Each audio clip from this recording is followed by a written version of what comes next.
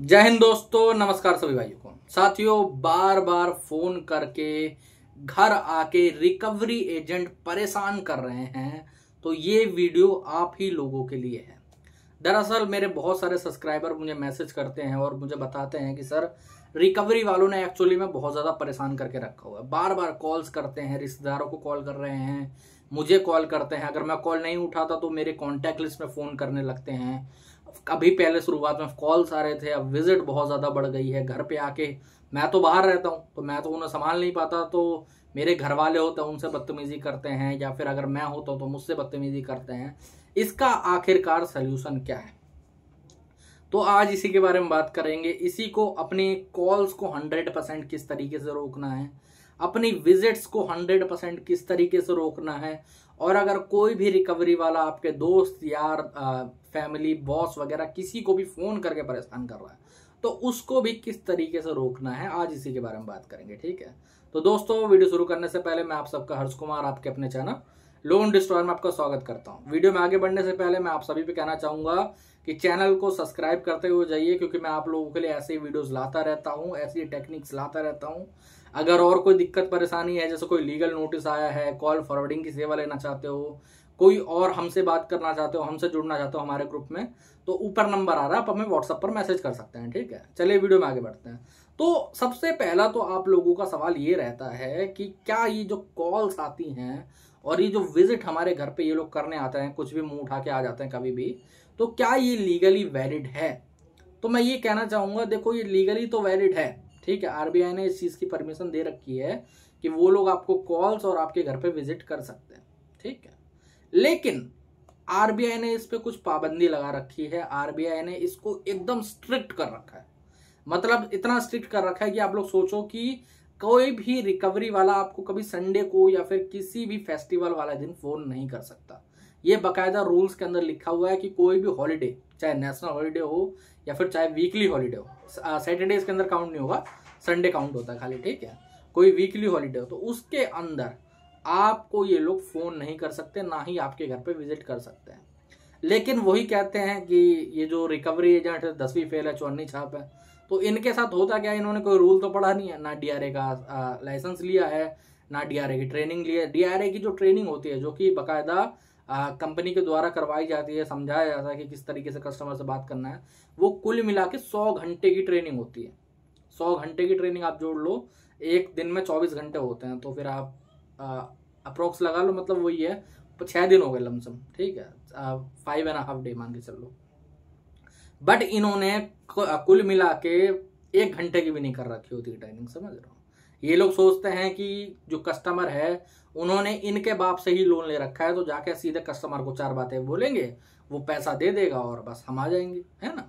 लेकिन ऐसा होता नहीं है। अब होता क्या है, दिक्कत क्या है, हम लोगों में ही एक्चुअली में कुछ दिक्कत है। मैं आप लोगों को समझाता हूँ। ठीक है, जब एक रिकवरी वाला आपको कुछ बदतमीजी से बोलता है, या फिर आपको सुनाता है, या फिर आपको धमकाता है, तब आप लोग उसको अपोज नहीं करते हो, आप लोग उसके खिलाफ कोई कंप्लेंट फाइल नहीं करते हो। मैं आपको एक एग्जांपल देता हूँ। कुल मिला के इंडिया के अंदर 6 करोड़ से ज्यादा डिफॉल्टर्स हैं अभी के टाइम में। ठीक है, ये पुराना आंकड़ा बता रहा हूँ, थोड़ा बहुत ऊपर नीचे हो सकता है। ठीक है, हो सकता है बड़े ही होंगे, कम नहीं होंगे, मुझे पता है।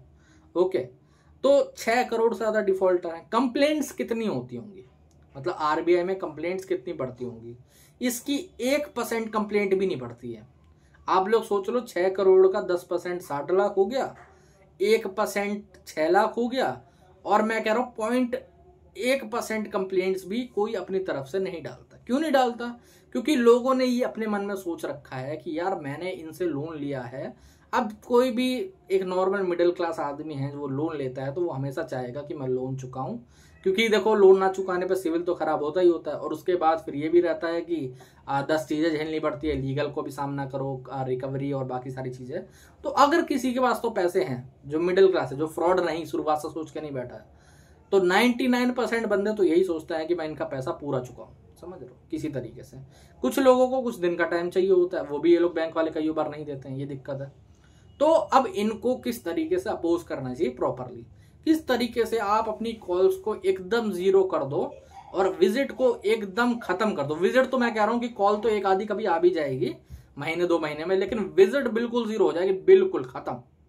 कैसे करना है, देखो आरबीआई ने ही रूल्स बनाए, समझ रहे हो, बट रिकवरी वाले फॉलो तो कर नहीं रहे हैं। कई कई जगह पे किसी भी रिश्तेदार को फोन कर देते हैं, आपको फोन करते हैं, गाली गलौज करते हैं, कई बार घर पे आके बदतमीजी करते हैं, कोई आईडी कार्ड नहीं लेके आते हैं। और एक रूल और है पता है कि 2 से ज्यादा रिकवरी वाले कभी भी आपके घर पे आ नहीं सकते हैं, समझ रहे हो, बट ये लोग कई बार 3-3 4-4 लोग लेके आ जाते हैं। तो ऐसे में क्या करा जाए, फिर वही कहा जाता है ना कि जब आप लोग जिसने रूल बनाए हैं तो आप उसी से जाके कहोगे, आप उसी पे जाके कंप्लेंट करोगे। तो मैं भी आप लोगों पे कहना चाहूंगा कि आपको जाके आरबीआई पे ही कंप्लेंट करनी है। लेकिन आरबीआई पे कई लोग गलत तरीके से कंप्लेंट कर रहे हैं और बाद में रोते हैं कि यार मैंने तो कंप्लेंट कर दी थी, उसके बाद भी ये घर पे आया, फिर आके इसने बदतमीजी करी है, कुछ तो हुआ नहीं है। ऐसे ही एक सब्सक्राइबर थे मेरे, उन्होंने हमसे कॉल बुक करा तो बोला कि सर आप झूठ बहुत ज्यादा बोलते हो, मैंने आरबीआई में कंप्लेंट करी बट रिकवरी वाला तो आया। मैंने उसे बताया भी आरबीआई की कंप्लेंट के बारे में, उसने बोला कुछ नहीं होता। तो मैं आप लोगों को बता देना चाहता हूँ उन्होंने क्या गलती करी थी, जो गलती आप मत करो। उन्होंने कुछ नहीं करा, उनका डिफॉल्ट था, वो सीधे गए आरबीआई पे, उन्होंने कंप्लेंट डाली और आरबीआई ने उस कंप्लेंट को क्लोज कर दिया अगले ही दिन। क्यों करा होगा, देखो आरबीआई ने एक विंडो बना रखी है, मतलब कहते हैं ना कि कंप्लेंट के बीच में एक टाइम होना चाहिए, इंसिडेंट और कंप्लेंट के बीच में एक टाइम होना चाहिए। तो उन्होंने एक 30 दिन की विंडो बना रखी है। जैसे मान लेते हैं कि आप 1 तारीख को डिफॉल्ट करते हो, अभी महीना चल रहा है अक्टूबर, ठीक है, आप 1 अक्टूबर को डिफॉल्ट करते हो, ओके। अब जब 1 अक्टूबर पे आप पे कोई बदतमीजी करेगा रिकवरी वाला, चाहे कॉल से कर रहा हो चाहे विजिट पे कर रहा हो, तो आप पहले बैंक को कंप्लेंट करोगे, बैंक को प्रूफ दोगे, बैंक को कंप्लेंट करोगे। अगर बैंक उस पर कोई एक्शन नहीं लेता तो आरबीआई के पास वो केस जाएगा। 30 दिन के बाद आप आरबीआई में पोर्टल से कंप्लेंट करनी है, मेल नहीं करना। मेल से कई बार कंप्लेंट लोग करते हैं, वो जाती नहीं है उनके पास, समझ रहे हो। और मेल में एक दिक्कत ये भी है कि वहां पर आप प्रॉपरली नहीं बता सकते कि आपने कब कंप्लेंट करी थी, क्या चीज हुई थी। वहां पर पोर्टल पे सबसे आसान चीजें रहती हैं, वहां पर आपका 10 से 15 मिनट का टाइम खराब होगा और कुछ नहीं होने वाला, ठीक है। तो अब जब वहां पर आप कंप्लेंट करोगे तो वो क्या करेंगे आरबीआई वाले, सीधा वो एजेंसी का गला पकड़ते हैं, समझ रहे हो। बैंक का गला पकड़ेंगे, एजेंसी का गला पकड़ेंगे कि भाई साहब जब कस्टमर ने कंप्लेंट करी तो तुम उनसे बदतमीजी क्यों कर रहे हो, तुम्हें तो वो रोक देना चाहिए था। और आरबीआई के पास ऐसी पावर है कि वो चाहे तो किसी एजेंसी को 3 महीने 6 महीने के लिए या फिर परमानेंटली सस्पेंड कर सकती है।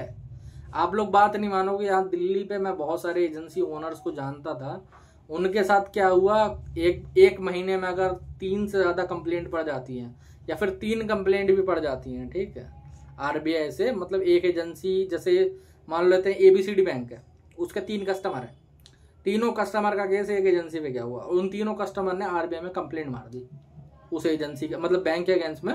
अब वो बैंक तो थर्ड पार्टी एजेंसी को दिखाएगा कि भाई साहब हमने तो केस इनको दे रखा था, समझे।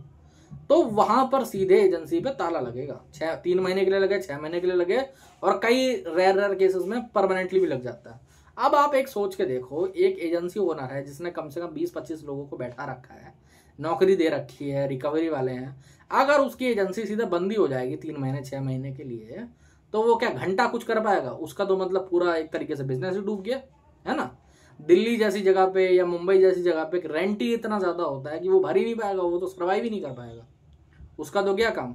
और जो 20-25 लोग थे उनकी भी नौकरी गई। तो इसीलिए इनके अंदर है डर आरबीआई का, समझे।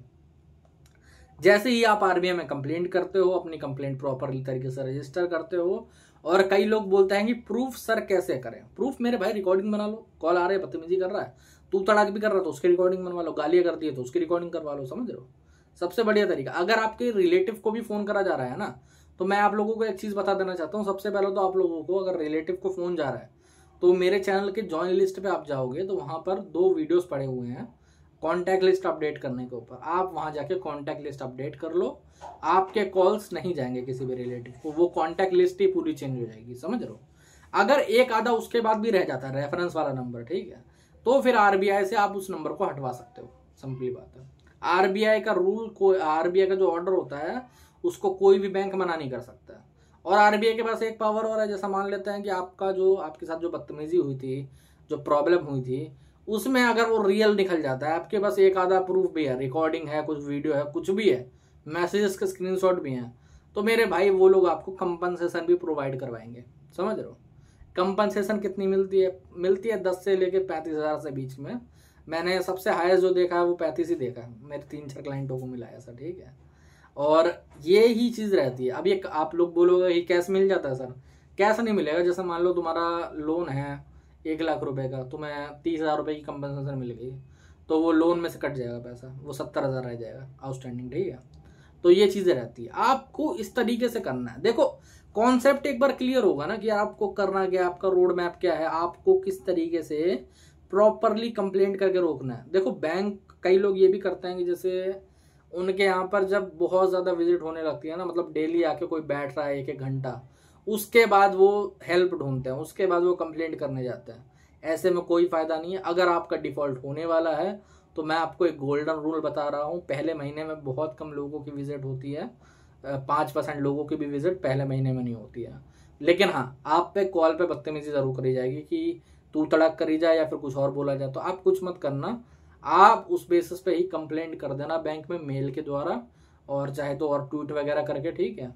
उसके बाद आप सीधे आरबीआई में 1 मंथ के बाद कंप्लेंट करोगे, आपका जो विजिट है कॉल से सब रुक जाएगा, सब खत्म हो जाएगा, समझे, सही तरीके से करोगे तो। और जिन भाइयों ने कंप्लेंट वगैरह नहीं करी है तो उनके लिए भी है एक तरीका, लेकिन वो थोड़ा अलग है, समझ रहे हो।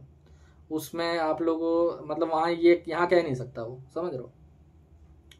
जिन भाइयों ने पहले कंप्लेंट नहीं करी है, उनके घर में बहुत ज़्यादा विजिट हो रही है, बहुत ज़्यादा कॉल्स जा रहे हैं, तो उसके लिए अलग तरीका है। वो आपको अगर करवाना है तो फिर मेरे से जुड़ना पड़ेगा, समझ रहे हो, क्योंकि मैं वीडियो में नहीं कह सकता। वो सिंपली क्या है, देखो अलग तरीके से कंप्लेंट करी जाती है वो, ठीक है। वहाँ पर फिर एप्लीकेशन वगैरह लगाई जाती है कि ऐसा ऐसा हुआ था, इमरजेंसी एक तरीके से, समझे।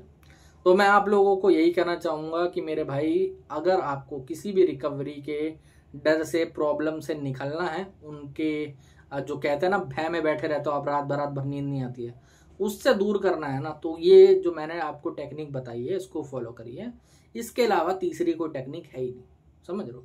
आरबीआई से ऊपर कोई नहीं है। आरबीआई में आप कंप्लेंट करोगे, आपकी कंप्लेंट वैलिड मानी जाएगी, आपकी विजिट तो बिल्कुल रुक जाएगी। आप चाहे तो साल भर लोन ना भरो, 2 साल ना भरो, सेटलमेंट 3 साल के बाद करो, आपके घर पे विजिट नहीं होगी बिल्कुल भी। एक आधी कॉल हल्की फुल्की चलती रहती है कि सर पेमेंट कर दो। वो होता क्या है कि जो एजेंसी होती है ना, उनको वो लोग बैंक से या फिर एनबीएफसी से पैसा उठाती हैं, और उनको दिखाना पड़ता है कि हमने कस्टमर को, देखो ये 2-4 कॉल करे थे महीने में, समझ रहे हो, कस्टमर ने हमें पेमेंट के लिए मना कर दिया, हमने 2-4 कॉल करे थे उन्हें, तो ये चीज़ें उन्हें दिखानी पड़ती हैं। आपको ये चीज़ें फॉलो करनी है, ये चीज़ें समझनी है, मेंटली प्रेशर बिल्कुल भी नहीं लेना है। आज के वीडियो में इतने। अगर वीडियो अच्छा लगा हो तो चैनल को सब्सक्राइब कर लेना। अगर हमसे जुड़ना चाहते हो, ऊपर नंबर आ रहा है, व्हाट्सएप पर मैसेज कर सकते हो, ठीक है। और मैं आप लोगों को बोलूंगा कि चैनल को सब्सक्राइब कर लेना। कोई और दिक्कत परेशानी है तो कमेंट सेक्शन में कमेंट लिख सकते हो, ठीक है। जय हिंद।